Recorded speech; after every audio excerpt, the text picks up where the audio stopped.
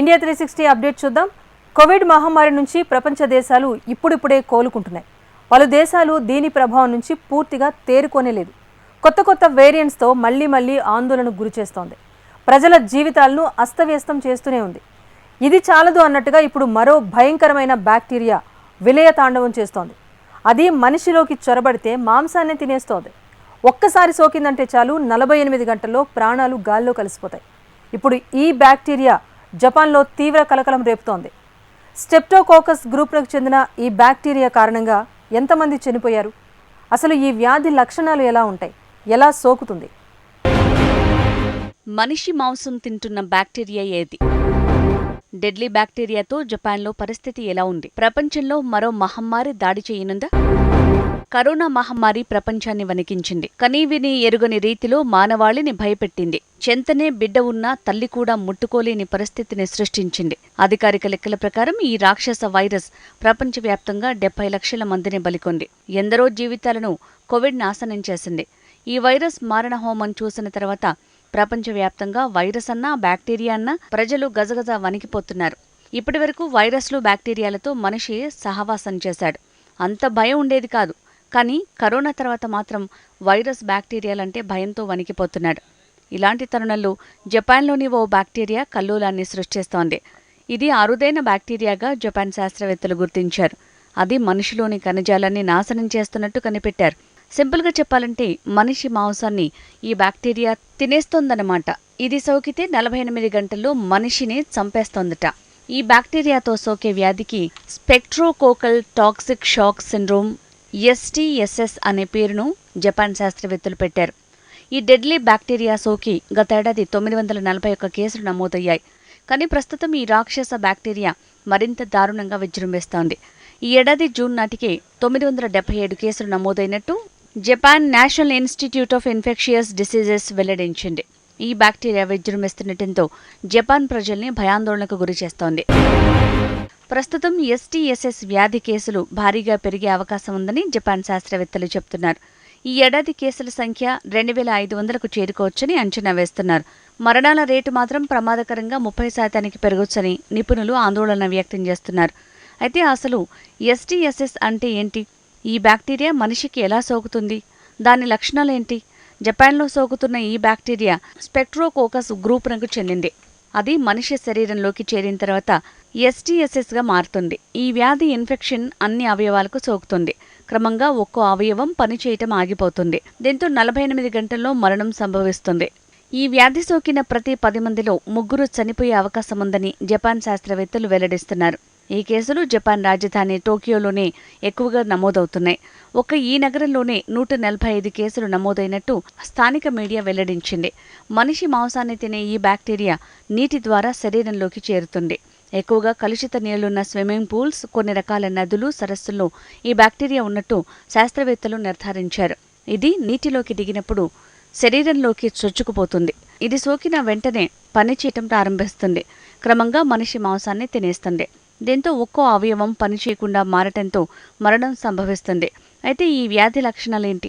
Bacteria శరీరంలోకి చేరిన తర్వాత కొన్ని రకాల లక్షణాలు కనిపిస్తాయి. బాడీ పెయిన్స్, శరీరంపై వాపులతో పాటు జ్వరం వస్తుంది.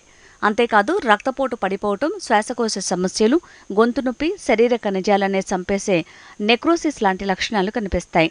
వ్యాధి మరింత ముదిరి అవయవాలు పూర్తిగా దెబ్బతిని శరీరం షాక్కి గురవుతుంది. దీంతో మరణం సంభవిస్తుంది. ఈ బ్యాక్టీరియాతో చాలా వరకు మరణాలు 48 గంటల్లోనే సంభవిస్తున్నట్టు శాస్త్రవేత్తలు గుర్తించారు. రోగికి ఉదయం పాదం వద్ద వాపు గమనిస్తే మధ్యాహ్నానికి మోకాలి వరకు వ్యాపిస్తుందని, చాలా చివరికి 48 గంటల్లో ప్రాణం పోతుందని Tokyo Women's Medical University professor Ken Kikuchi వెల్లడించారు. ఈ ప్రాణాంతక బ్యాక్టీరియా ప్రధానంగా రోగుల పేగుల్లో జీవిస్తుందని, మలం ద్వారా చేతులను కలుషితం చేస్తుంది. అందుకే చేతులను శుభ్రంగా కడుక్కోవాలని నిపుణులు హెచ్చరిస్తున్నారు. ఒంటిపై గాయాలు ఉంటే వెంటనే చికిత్స చేయించుకోవాలని వైద్యులు చెప్తున్నారు. ఈ బ్యాక్టీరియా నీటి ద్వారా సోకుతుందని తెలుసుకున్న జపాన్ ప్రజలు ఇప్పుడు స్విమ్మింగ్ పూల్ అంటే భయపడిపోతున్నారు. నదుల్లో ఈత అంటే ఆమడ దూరం పరిగెడుతున్నారు. అయితే ఈ బ్యాక్టీరియా ఏ నీటిలో ఉంటుందో అంచనా వేయటం కష్టమని నిపుణులు చెప్తున్నారు. కానీ మురుగునీటిలో ఎక్కువగా ఉండే అవకాశం ఉందని విశ్లేషిస్తున్నారు. అయితే ఈ వ్యాధి ఎవరికి సోకే అవకాశం ఉంది? సాధారణంగా ఈ బ్యాక్టీరియా 50 ఏళ్ల పైబడిన వారికి ఎక్కువగా సోకే అవకాశం ఉంది. మధుమేహం అధికంగా ఉన్నవారికి, ఆల్కహాల్ను ఎక్కువగా తీసుకునే వారిలో కూడా ఈ బ్యాక్టీరియా చేరే అవకాశం ఉంది. ముఖ్యంగా ఆపరేషన్లు జరిగిన వారికి, పుండ్లు, గాయాలు ఉన్నవారికి ఈ ఇన్ఫెక్షన్ త్వరగా సోకుతుంది. ఇది అంటువ్యాధేనా అంటే ఒకరి నుంచి మరొకరికి సోకుతుందా అంటే అవుననే జపాన్ శాస్త్రవేత్తలు చెప్తున్నారు. సాధారణంగా ఈ బ్యాక్టీరియా సోకిన వారిని గాయాలున్నవారు ముట్టుకుంటే సోకే అవకాశాలు ఎక్కువగా ఉన్నాయని చెప్తున్నారు. అయితే ఈ బ్యాక్టీరియాకు చికిత్స ఉందా అంటే వ్యాధి లక్షణాలు కనిపించిన వెంటనే వైద్యుల్ని సంప్రదిస్తే అది శరీరంలో మరిన్ని అవయవాలకు వ్యాపించకుండా అడ్డుకోవచ్చు. కొన్ని సందర్భాల్లో ఈ బ్యాక్టీరియా సోకిన అవయవాలను తొలగించాల్సిన పరిస్థితులు రావచ్చని వైద్యులు సూచిస్తున్నారు. ఉదాహరణకి కాలుకు ఈ ఇన్ఫెక్షన్ సోకి ఉంటే కాలును తీసివేయాల్సి వస్తుంది.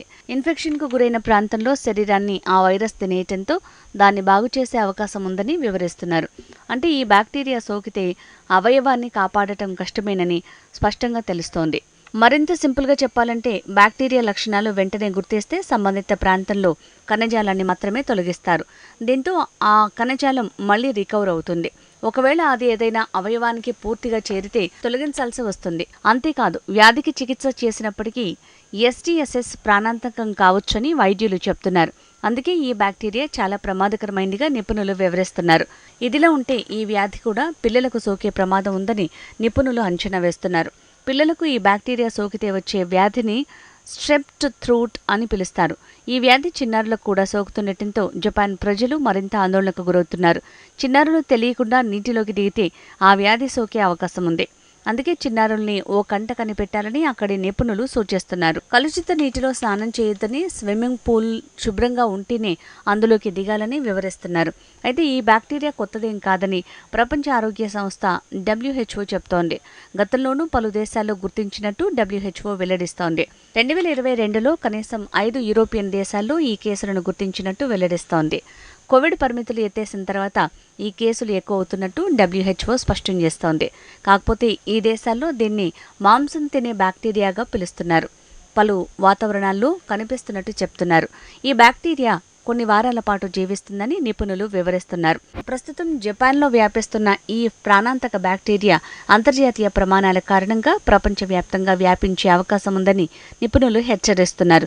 ఆకస్మిక తీవ్రమైన నొప్పి, అధిక జ్వరం, గాయం ప్రదేశంలో ఎర్రగా మారటం వంటి సంకేతాలున్న వారిని వెంటనే ఆసుపత్రులకు చేర్చాలని చెప్తున్నారు.